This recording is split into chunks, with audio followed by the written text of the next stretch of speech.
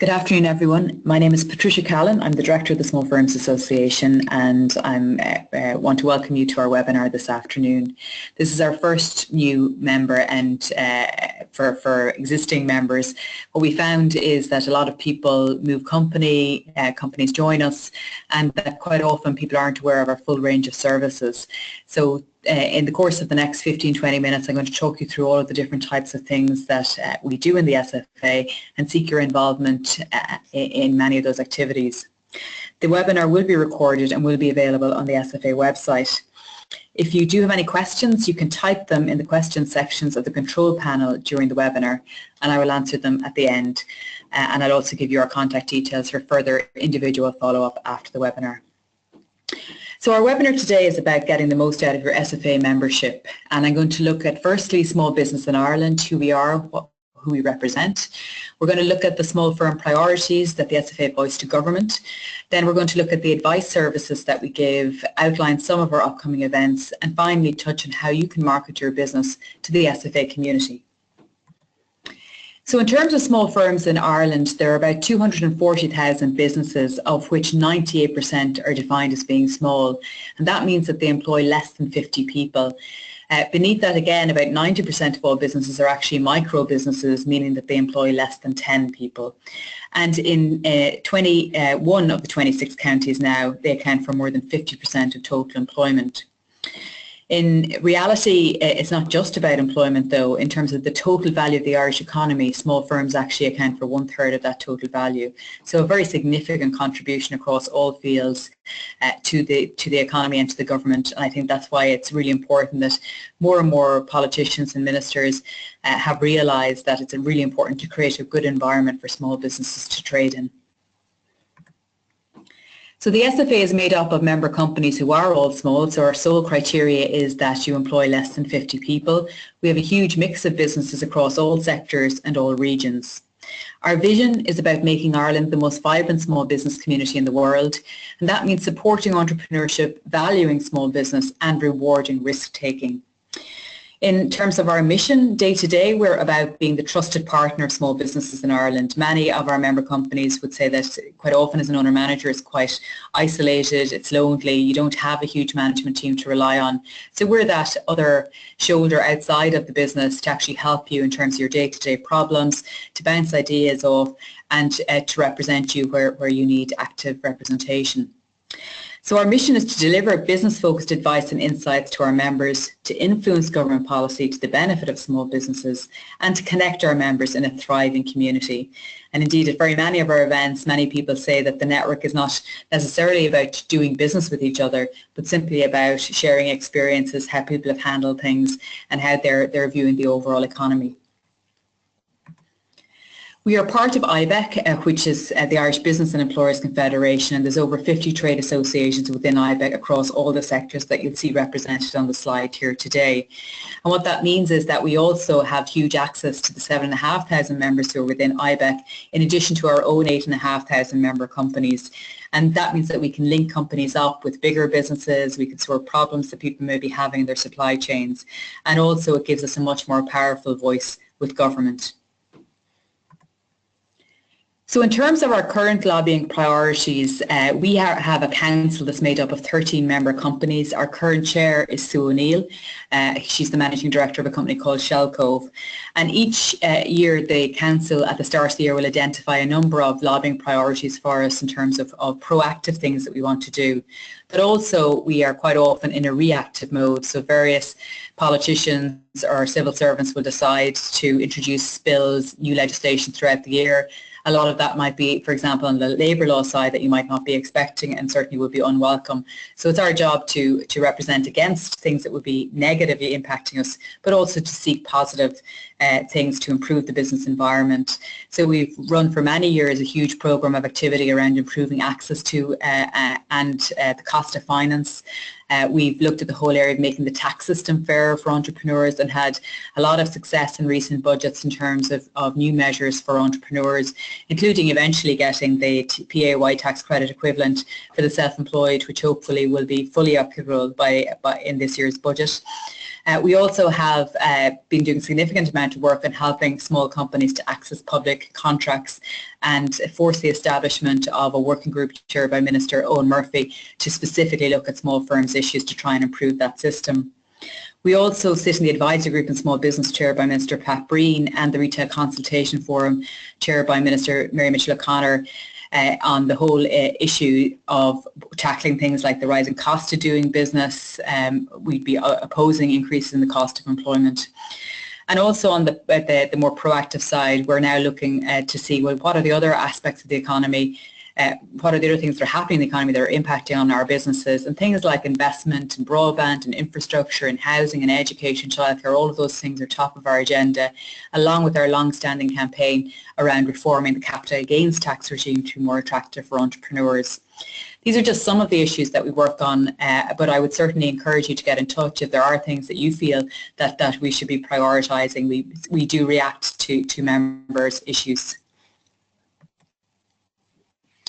Brexit is obviously a top priority for us, and we've been doing a lot of work on this since the decision by the UK last June. In our most recent members poll, not surprisingly, 68% of members view this as a negative, with just 10% seeing positive opportunities. The most immediate thing we have seen is the postponement of investment decisions. So about half of members say that they have paused decisions, particularly about entering and expanding in the UK market. But on the other hand, some are ploughing ahead. There's also already been some experience of loss of business in the UK market, particularly with the exchange rate devaluation of up to 24% at one point. So that has certainly hit some businesses who simply had to drop turnover because it would be unaffordable to fulfill orders. But we've also seen an increasing loss of business in the Irish market, and that is about import substitution in terms of again, the exchange rate, making it more attractive to purchase from the UK. And that's not just into the retail sector, it's also in sub-supply chains. So to hedge, essentially, some businesses have been sourcing raw materials from the UK to give them a natural hedge because the financial products are very often too expensive for smaller companies. We've been doing a lot of representation, a lot of meetings with governments and departments. I sit on the Brexit working group chaired by Minister Mary Mitchell O'Connor, and I'm also a participant on the All-Ireland Civic Dialogue that is hosted by the Taoiseach, and there's a lot of bilateral work with all the state agencies. But most recently we have published our own detailed Brexit guide for your business. You'll see an image of it there on the right hand side, which is now available on our website. And the approach we've taken in this is that we have looked at the main issues that every business should consider in terms of analysing how Brexit is going to impact on their business. Then we have identified those issues sector by sector, so you go to your own sector page and see what our assessment is of the threat arising from each one of those things, whether it's low, medium or high. And finally then we have a toolkit to actually help you use the guide in terms of your own leadership teams to assess what the impact might be. And I know a lot of, for example, our food companies who've already been directly impacted have done a lot of work, but I would encourage every business to use the toolkit, because no matter who you are or where you are, even if you don't feel like you're going to be directly exposed by this, it will have an impact on our economy. So you need to understand where in your supply chain surprises might come from. So I'd certainly encourage you to look through that and to use the toolkit that is available. At the start of the year, we asked members to identify what were the opportunities and threats to their business, and I thought you'd be interested in understanding what's on other people's minds. So the most important thing for our member companies, bearing in mind that the vast majority of small companies are actually trading only in the domestic market, is domestic economic growth, and that's been maintaining very nicely this year. We've certainly seen a bit of a lag in terms of the Brexit decision in terms of consumer confidence and business confidence. Consumer confidence is still very strong, and that's made us mindful in our own commentary in the media around Brexit of trying to ensure that we don't talk ourselves into a recession, that there are threats, we should be dealing with them, but that it's most important that consumers maintain their confidence and that domestic spend comes through. In terms of business decisions, many companies after the recession are now looking to invest in their brand and invest in new marketing campaigns and in new products. Many said that they're exploiting specific sectoral opportunities, and many were considering exporting. Again, traditionally the logical first port of call would be the UK and Northern Ireland, but with Brexit people are now be looking further afield as a first export market. We've also seen quite a number of acquisitions in terms of businesses, both in terms of succession, where there hasn't been a family member that the businesses are being sold. And we've also seen a huge move towards trading online, and in particular this has been helped by the government's Trading Online Voucher Scheme, which is a scheme which businesses can get €2,500 if they spend €5,000 on anything from website development to Google AdWords. So it's certainly a great resource, and each week in our e-zine, which I'll talk about in a moment, we cover one of the 80 government supports that are available. So I would certainly flag those to you and encourage you to take them on board. The thing about trading online in particular is that we've seen a massive growth, and in particular retail businesses have been slow to get there, so we do need to see much greater investment in this particular area. And finally then, public procurement is an area that people see as an opportunity. So the risk then, it's interesting that Brexit is ostensibly only third in our list. The biggest issue of general concern for most members is wage inflation, and that's really been fueled by a lot of the industrial unrest we've seen in terms of the public sector and semi-state sector in particular. In terms of our member surveys, we published a rates of pay survey, our first one since the recession, which is very detailed in terms of specific job categories like what you pay for a sales executive, what you pay for a finance person, and that is available, and we currently have that survey in the field. So if you want access to that report when it is done, then you need to fill in that survey, so I'd encourage you to do so. In general terms, about 60% of members are going to pay a pay increase this year, and where they are, the average is around 2%. Now, in certain sectors, I know that is up in double digits because skills are now becoming really hard to find in key areas, for example, in technical and IT. But right across the board, we're finding skill shortages at the high end, but also at the low end, where the combination of still high tax rates, the high minimum wage, but the high social welfare rates are all working against the incentive to work. So the second biggest risk identified by members is domestic economic stagnation, and that is followed then by the Brexit situation and the sterling exchange rate in particular. We have increasingly been seeing members talk about the difficulties now in attracting talent, and that's followed then by concerns around legislative and regulatory burden. And again, we're doing a lot of work in that field at the moment in terms of combating things like, for example, the proposal to legislate against zero-hour contracts, to introduce banded hour contracts and such like. I think underneath everything, everyone is very conscious that we're in a very new regime in terms of the minority government, and the instability of that regime poses difficulties for people, particularly businesses who want certainty before they make big investments. We're also seeing a big rise in general business costs, so people now are obviously very concerned in terms of insurance costs. Energy is still reasonably okay because of low oil prices, but it's always a worry that could change very swiftly. Labour costs, the revaluation of commercial rates, all of those things. And our next Business Bites event is going to focus in on those business costs and give you advice on how you can better handle them. So I'd certainly encourage you to check that one out. And finally then, for a smaller number of businesses, cash flow and debt are still issues. Certainly they would have been the top issues during the recession. Most businesses have now sorted those out, but where they are issues for you, then they are very significant. The SFA has been delighted to partner with the Department of Jobs, Enterprise and Innovation in relaunching the Prompt Payment Code, which encourages all businesses to sign up and to agree to pay their debts within 30 days or their contract terms, whichever prevails. And that's certainly something I encourage you all to do, and we want to create consciousness around people doing businesses with people who pay people on time, because that solves a lot of these problems for people.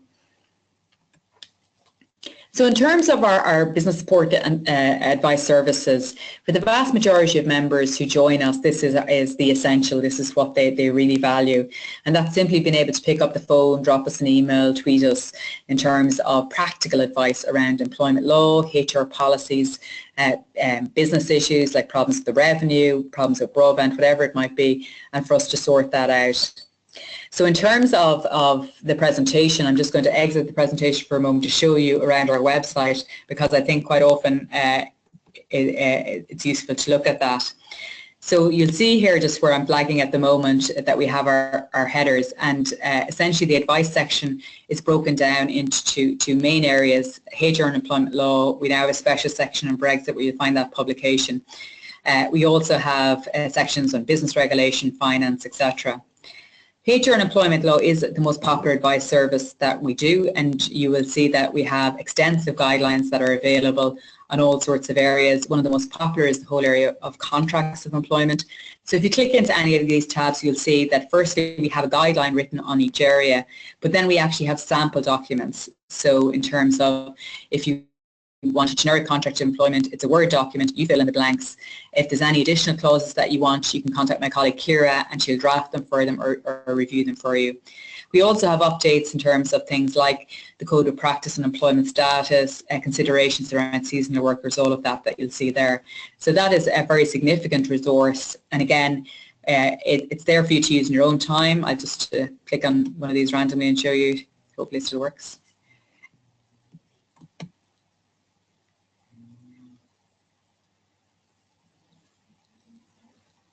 Okay, I'm now going to give up and go back to PowerPoint.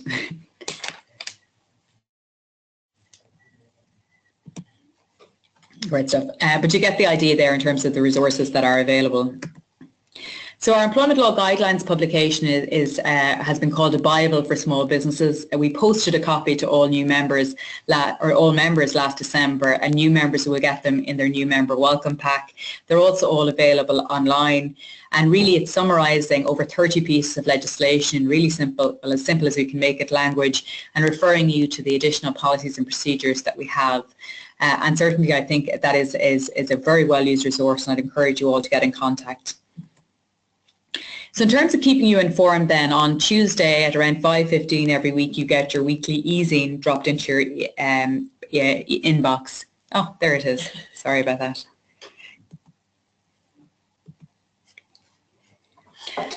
And in terms of the format of that, we will normally look at case reviews, if there's been employment law changes or interesting reports.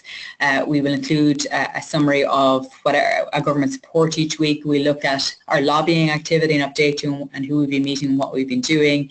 We give a synopsis of our media coverage and then outline all of our upcoming events. So there's a really good spectrum of activity covered off in there, and we aim to make it short and snappy because it is a weekly e-zine. We also have monthly webinars which are on a whole variety of topics, be that employment law, business growth, innovation, and we seek your input into that. It's very easy for us to arrange and get excellent speakers once we know you have an interest in a particular topic. And we also have our quarterly magazine, Better Business, which you will get in the post, and there's also an online edition of that. Again, a fantastic resource for member companies, and also a great opportunity for you to get yourself profiled. So if you have news, if you have done something interesting, if you won an award, whatever it might be, or you would like to write some excellent content for that, we'd be happy to accept that, and I'll give you all the contact details on that later. So these are a range of our events throughout the year. They range from our biggest event, which is our annual lunch with over 500 people, which is held in November each year, our annual conference, which is our flagship event, which is coming up shortly now on the 24th of May in the RDS. It's a morning event, and the theme this year is Better Than Best, really focusing on how we can become more productive right across through innovation, through people, and really excelling. And I think that's going to be a really motivational and excellent day for people, so certainly check out sfa.ie/conference. Then our monthly events are called Business Bites. They're on the second Wednesday of every month, and then we change venue, and again we change expert speakers, and there's a networking element built into that. And then we also would run employment law conferences, specialist seminars, and our National Small Business Awards. The Taoiseach is the patron of those. They're launched in September of each year. And then there are 6 events for finalists associated with that. So it's absolutely a great opportunity to get a lot of good profile in our media partner, the Irish Independent, across our National Small Business Showcase, which is in the RDS, and the Gala event, as well as a whole range of strategic management masterclass inputs into those award finalist companies. So certainly check out sfa.ie/awards as well. So there's a list of just some of the most immediate events that are coming up, and all of those can be found on sfa.ie/events. So I mentioned our magazine there, and this is it has started last year. It's already won Magazine of the Year, which is absolutely a fantastic endorsement. And I think in the last edition, it's something we're going to continue. Virgin Media, in that case, sponsored the cover, and a member company, by entering a tweet contest, was able to actually win that cover slot, which again goes to all of our members, and it also retails in good newsagents. We have our networking events, as I mentioned, and at our Business Bites events, we do 3 member spotlights. So at the start of the event, if you want a 90-second pitch for your business, then you can absolutely do that. You just let us know that you want to do that. There is free advertising on the SFA website, and I'm going to look at that in a moment, but also our member badge, which you will see there. So that's available for you. A lot of people now use it on the footers of their emails, on their websites, on their letterhead, on their business cards, and we'd encourage you to do that and to recognise other members and that community that you're in, and hopefully then do some business with each other as well.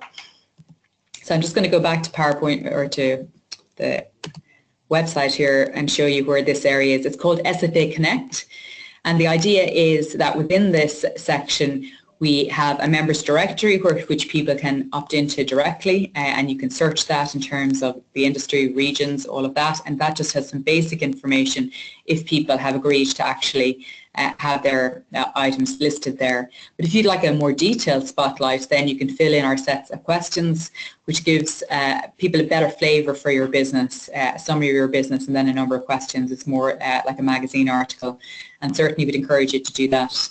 And then if you'd like to advertise specific rates, special offers for other people, then for other member companies, certainly that is available to you there. You can see that you just need to provide us with logos and some information around that.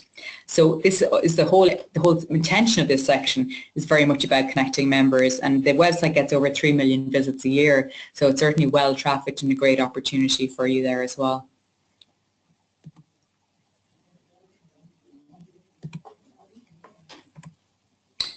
So that's the end of the formal presentation, but I would certainly invite any questions at this stage if anyone has some. I'll just pause for a moment.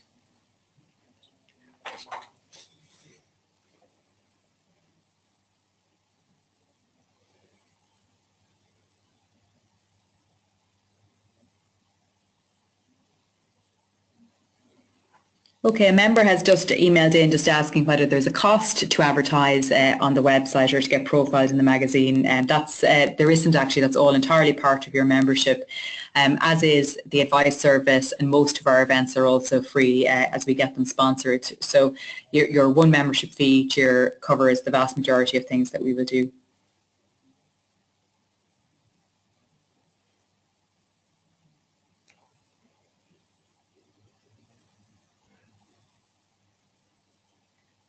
Okay, I think that's everything for the moment. If anyone would like to get in contact with us afterwards, you can find details for our executive team and the broad areas of responsibility there in terms of who looks after the magazine, the events, etc. As I mentioned, Ciara McGeown, my colleague, is our specialist in HR and employment law, and her full-time job is just there to help you with those sorts of queries. So absolutely do get in touch with any of us, and we will be sending out the presentation to you, so you will have all of these details.